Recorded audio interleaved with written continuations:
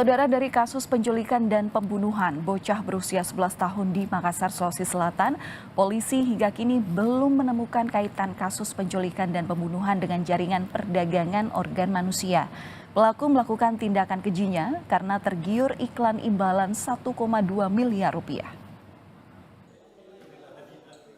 Polisi terus mendalami kasus penculikan dan pembunuhan bocah 11 tahun di Makassar. Dua pelaku penculikan dan pembunuhan sudah ditangkap. Keduanya masih berusia remaja.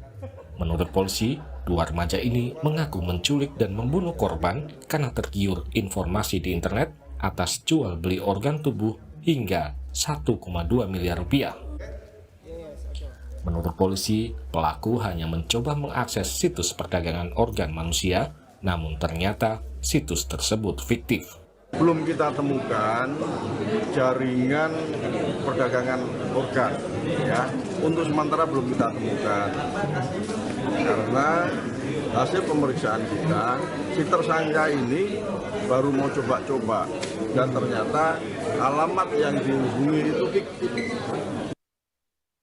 Polisi menyebut kedua pelaku telah lama merencanakan pembunuhan untuk mendapatkan uang dari penjualan organ tubuh.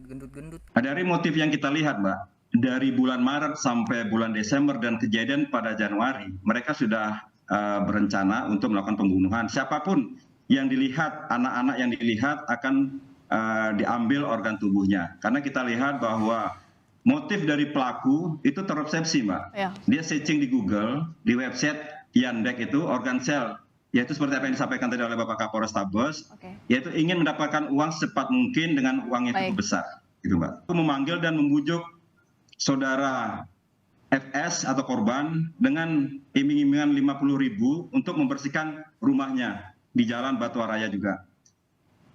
Lalu disetujui oleh saudara korban, pelaku langsung membonceng korban dengan menggunakan kendaraan roda 2 merek Supra menuju ke rumah saudara pelaku F.